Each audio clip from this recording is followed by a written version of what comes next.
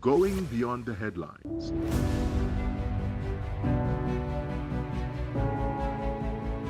Asking the questions you want answered. Exploring government policies and how they impact you. We are delving deeper.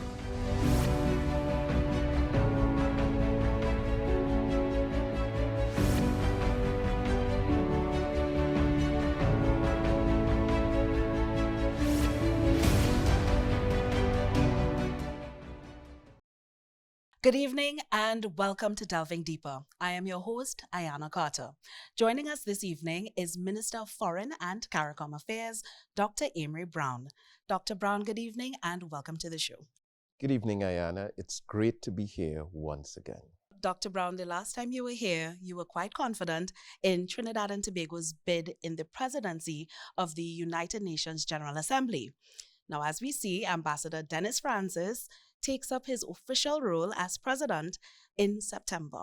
So how do you feel about Trinidad and Tobago being in that position right now, and what benefits do you see it having for Trinidad and Tobago? Well, this achievement is a great honor for the nation of Trinidad and Tobago. It's also quite an honor for Ambassador Dennis Francis himself. It really sends a note of value and appreciation for the caliber of individual that we produce in this country. It sends the right signal across the globe in terms of our ability as a small developing country to produce a diplomat of the level of Ambassador Francis, who can serve as the president of the United Nations General Assembly. We are assured that Ambassador Francis will serve with distinction and will bring further pride and glory to the nation of Trinidad and Tobago in the manner in which he executes his responsibilities and the manner in which he fulfills the duties of president. How significant is this achievement for Trinidad and Tobago? It is a major achievement. Bear in mind, this is the first time that we have mounted a candidature for this particular position, and we've been successful. This involved a lot of work, a lot of advocacy, the elaboration of a comprehensive, robust campaign, which was well executed by our team at the United Nations in New York, as well as our cadre of representatives at 20 overseas missions, as well as right here in Trinidad and Tobago, working very hard to advance the cause of Ambassador Francis and the cause of Trinidad and Tobago to serve as president of the 78th session of the UN General Assembly. I really hope that this achievement can inspire children, young people in our country and across the CARICOM region to recognize that Ambassador Francis was once a child, playing in a schoolyard with the short pants and a little shirt. But he had a determination to excel, to succeed, to sacrifice, to study hard. And look where it has taken him, from a humble background to one of the highest offices on planet Earth. I believe that that is a clear signal that others can achieve as well if they are inspired, if that spark is lit and they go for it. Now, CARICOM recently celebrated its 50th anniversary right here in Trinidad and Tobago. Now, half a century later, what are some of the benefits derived from the setting up of CARICOM? Well, you only celebrate a 50th birthday once in your life. And so CARICOM, having achieved this milestone, rightfully paused for a moment and engaged in some celebration, some introspection, some reflection, some analysis. We were very proud to have hosted this 50th anniversary series of events right here in Trinidad and Tobago, which, as you know, is the birthplace of our regional family, with the original Treaty of Chaguaramas having been signed here in TNT in 1973. We're back now in 2023 and engaged in a series of events designed to cause our populations to mobilize in reflection on what the CARICOM means to us.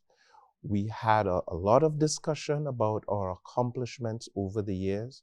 Just surviving as a regional family has been an accomplishment. There were many naysayers and doomsayers who thought that CARICOM would fade and crumble within a matter of months or a few years. You would recall the original West Indies Federation only lasted 3 to 4 years, having been founded in 1958, and by 1962, it was no more. And that was very unfortunate. There were predictions that CARICOM would suffer the same fate. But here we are today, in 2023, having not just survived, but thrived through adversity, through pressures, through eras of division. The family has stood the test of time. And now we can look forward to the next 50 years when we gather again, hopefully here in Trinidad and Tobago, to celebrate the 100th anniversary of our regional family. CARICOM, I always say that our generation sort of grew up with CARICOM in the background. You heard about it, but maybe you don't quite feel it on a daily basis. And sometimes that's the formula for taking things for granted. We've never really lived without CARICOM. So little Trinidad and Tobago has always had, during our generation, a family at its side. So when we're engaging in trade negotiations or seeking access to another regional bloc, it's really CARICOM that has been advancing those discussions. When pressure is brought to bear on one member of the family from an external party, they're not just talking to one, you're talking to a group stronger together. When we are treating with aspects of meteorology, banking, telecommunications, public health, sport, probably not a good time to talk too much about West Indies cricket, but there are so many aspects of our regional existence that have been advanced and built on a foundation of CARICOM. And so this is something that's important to all of us. What about education? Our regional educational institutions have produced Ambassador Dennis Francis, myself, the entire leadership within the community. The vast majority have been developed through our regional institutions such as the University of the West Indies and so on. So there's a lot for us to be proud of. We can reflect on the recent COVID-19 pandemic and the way in which CARICOM rose to the occasion in solidarity with each other and were able to treat with the African Union, with the United States government, and with other entities together. And that has made a tremendous difference. So this is something I feel very passionately about as Minister of Foreign and CARICOM Affairs. And it is our intention over the next year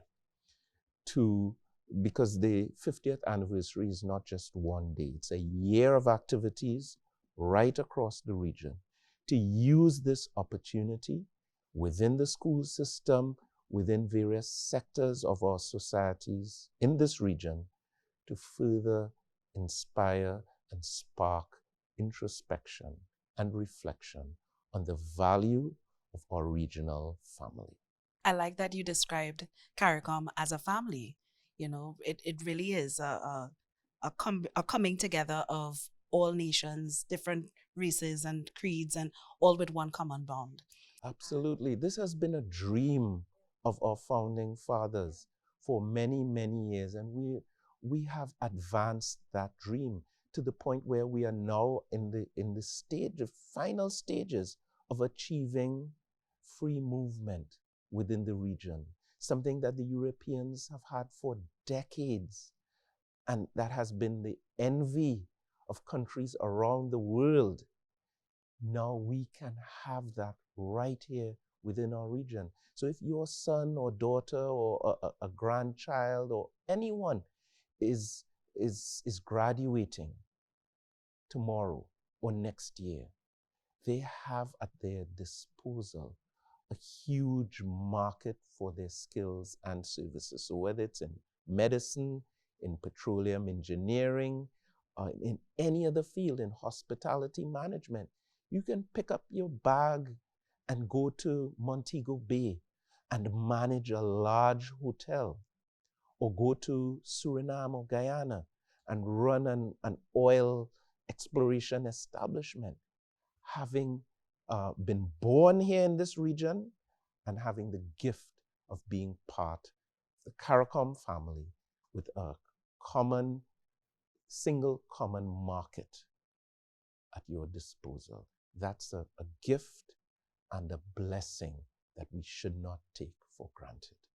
So we are going to continue the conversation on the CSME, the Caribbean Single Market and Economy, and you were speaking about the free movement and how that would affect persons within the CARICOM region. Could you expand a little bit more about what was discussed with the heads of government recently and CSME? Well, imagine for a moment that you were restricted to operate and live only within your neighborhood, whether it's Blue Basin or Carenage or Chaguanas, only within your neighborhood. Imagine what life would be like. Very restrictive, limited opportunities. What we have achieved in this most recent 45th Heads of Government meeting is the full elaboration of free movement within our region, which means that restriction, those barriers to movement have been lifted, and by March 2024, we can look forward to the true implementation of a free movement regime within our region. This has been an elusive goal for many years. And finally, this group of heads of government have taken the decision to move forward in that regard, which means that your opportunities, the promise of you fulfilling your potential is much more achievable at this time than it was before. So instead of being limited to the geographic boundaries of Trinidad and Tobago, your region is now at your disposal. So wherever you can find a market for your skills, your gifts, wherever you wish to reunite with your family, wherever you wish to vacation or to reside or to find employment, you can do so within the CARICOM region. There are a few exceptions that are being worked on. Haiti is excluded at this time voluntarily.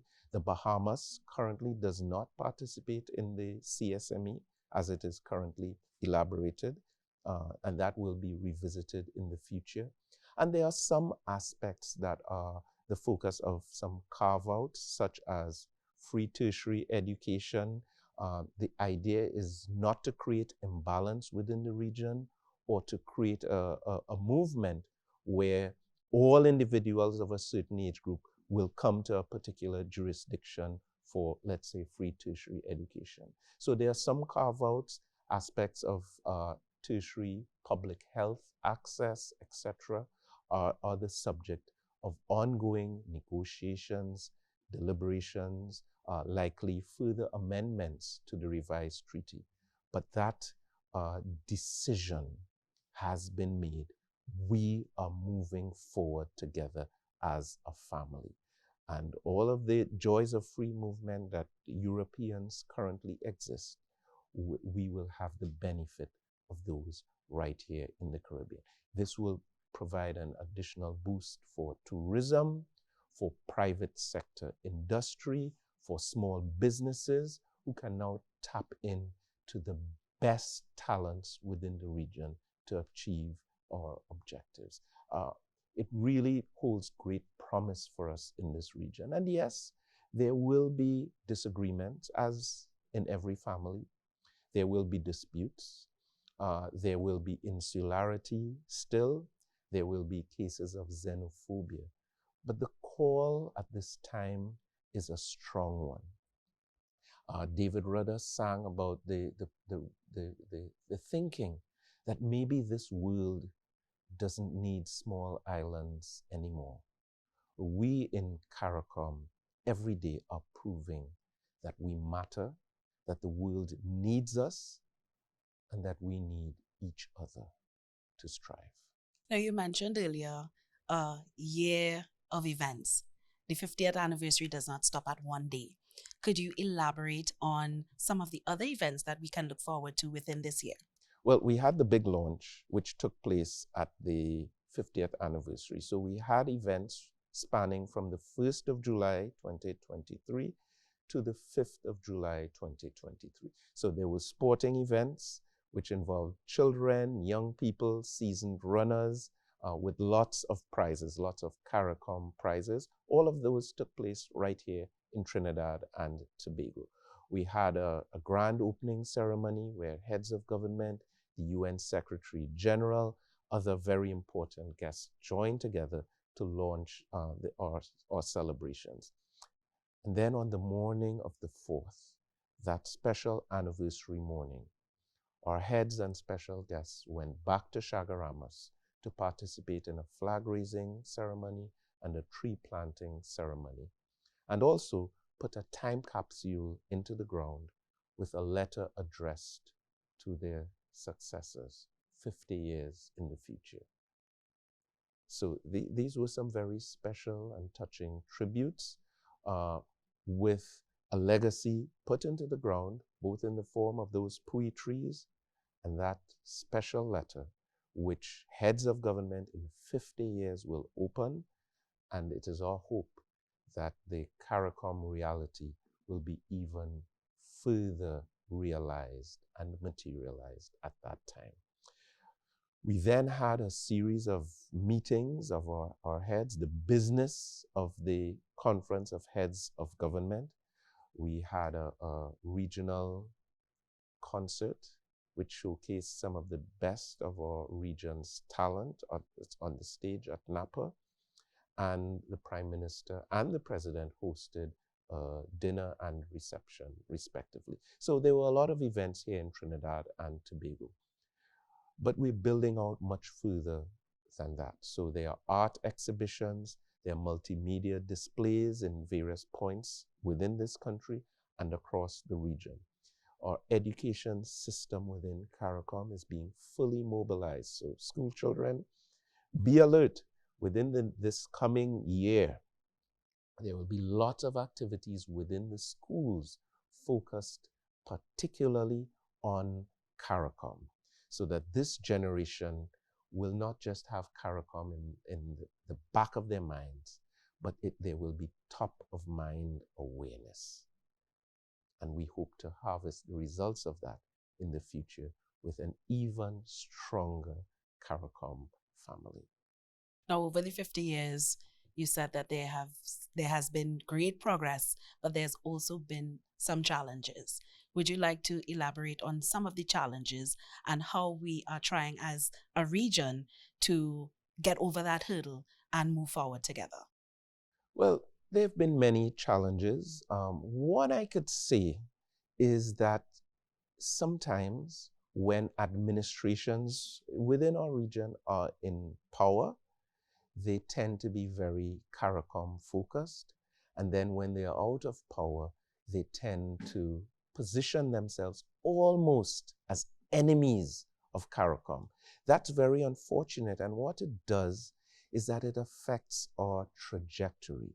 It affects our promise. It impedes us from realizing our common objectives. So whether it's the implementation and acceptance of the Caribbean Court of Justice, whether it is the impetus to really take West Indies cricket back to its glory days, whether it is the achievement of a single economy, the prospect in the future of maybe a single currency, the issue of free movement, the issue of additional categories of skilled workers being able to access the regional market. We see variation that's very unfortunate in some administrations. Fortunately, the government of Trinidad and Tobago is fully committed to the Caribbean community and has demonstrated that consistently.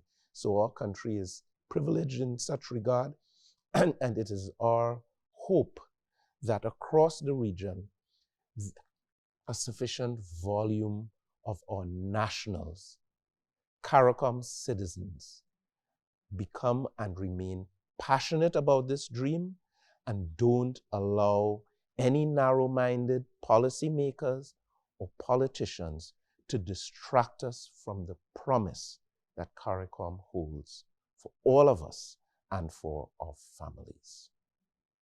Now, one of the other major issues that the heads of government would have discussed, of course, with our affiliates and special guests, was the issue of safety and security, not only within Trinidad and Tobago, but among the region. Could you tell us a little bit about what those discussions would have brought into fruition? Well, crime and violence has emerged as one of the strong priorities of CARICOM heads of government. And so there are decisions and concerted initiatives underway designed to reduce crime and violence within our region at this time. Sometimes we feel that we're in this fight alone, but I must tell you that across the region, heads are united in concern, alarm, and determination to reverse this trend, this tide of violence that seems to be sweeping right across the region, and some would say right across the hemisphere. So we are working amongst ourselves and with other key partners, such as the government of the United States of America, such as the government of Mexico, such as with CELAC, the community of Latin American and Caribbean nations, to implement a series of initiatives designed to change that trend. So within CARICOM, we have a number of organs such as CARICOM Impacts and the RSS, which are being additionally resourced at this time, which are receiving a fresh mandate to work with the various jurisdictions aimed at making a difference on the crime scenario. So now we are making much faster progress on the issue of a regional arrest warrant treaty. We are making much faster progress with respect to model legislation that can be applied in the various CARICOM jurisdictions, treating with issues of law enforcement, treating with issues such as human trafficking and other realities that have affected our societies in such a negative manner. We've also come together in application of legal measures to treat with some of the illegal exports of guns from the United States to the CARICOM region. And there are a range of other initiatives designed to bring the family together with a clear focus on reducing crime and violence. But, you know, a lot of this stems from the bad examples sometimes that we set, the tone of disrespect that sometimes is sown into the societies. So our leaders are also very mindful that within all of this, the example that they set and striking that tone of solidarity, of collaboration, of regional partnership is going to be critical to change the environment and to ensure that our children and grandchildren can grow in a regional environment that is safer and more conducive to us achieving our full potential. As we look into the future, 10 years and beyond, what role do you think young people will play, especially in driving this CARICOM agenda forward into what we want it to be? You've hit the nail on the head. Young people are the key. The success or stumbling of the future of CARICOM depends on the generations to come. So it behooves us as the current leadership, the current policymakers, to focus on them specifically, to seek to inspire them to achieve more, to break down the barriers that currently exist, to hold hands with our brothers and sisters across the region, whether they speak English or French or Dutch or any other language within this Caribbean family, and to always remember that we are stronger together. We may have been flung on these rocks by history. A slave ship landed here, and a boat carrying indentured laborers or other categories of individuals over the centuries. But now we're here together. We're facing a number of common challenges, such as climate change, such as pressures from the international financial system. But if we have each other's backs, we can achieve a much brighter future. We can do better than the generations that preceded us. So I really want to send a very clear signal to the children and young people. CARICOM is you, and you are CARICOM. And I would want you to spend some time reflecting on this and just think about the promise of a brighter tomorrow if we are able to work together each and every day to build the kind of future that we would be very proud of. Now, Dr. Browne, the reality is that in 50 years, you and I may not be here, and maybe some of our viewers may not be here. But as we sit here today, in 50 years' time, what do you hope that CARICOM, that vision of CARICOM, would look like? Well, I would want to see the CARICOM family even further expanded. Right now, we're in the final stages of consideration of additional membership requests from Martinique, from Curacao, Aruba, Guadeloupe in the future, and there are many other territories within our region that are recognizing that CARICOM has something special and they want to be a part of it. That should be a signal to us. If others want to join us, there's something unique and full of promise about CARICOM. So I'd want to see a larger CARICOM family. I'd want to see lower barriers, a diminution of the things that keep us apart, and a celebration and an elevation of the things that we have in common. I'd want to see us all embracing things like a final court of appeal, a common platform for public health, for education, and a greater sense of harmony across the region. I'd want to see us all embracing the various aspects of our culture. All of these aspects are important and speak to who we are. And so we shouldn't be picking and choosing and say this is for us and that's for them. It's all about us. And so all of it belongs to us. And that sense of pride, that sense of ownership is something that I would like to see us fully achieve in the decades to come. So when I'll be there, and I hope you are as well, when we join to celebrate our centenary, the 100th anniversary of CARICOM, we can look with pride at a generation of leaders. Some of them would be children today, maybe looking at this program, who will be able to represent this region with pride. We will have new prime ministers, new presidents. We may have another president of the General Assembly. And CARICOM will be a force to reckon with on the global stage. We're setting the foundation for that right now, and it is my hope that the fruits of that labor will be harvested in the future. Do you have any final thoughts? Well, I really appreciate this opportunity for us to talk about the CARICOM family. I remember as a young physician just getting into the medical field, I used to travel right across the region to do workshops and trainings and so on for others. And I always admired the beauty and the promise of our region.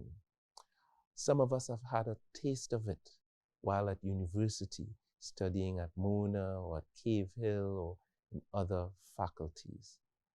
That promise is now available to all our citizens across the region, irrespective of creed, of class, of social standing. I believe that's a beautiful vision, and it is my hope that we will work together to achieve that vision. So that's our show. Let me thank Minister Browne for joining us on this week's episode of Delving Deeper. Thank you. You've been a beautiful host, and I appreciate our conversation today. Join us at the same time next week for another episode of Delving Deeper. I am your host, Ayana Carter, and from all of us here, have a good night.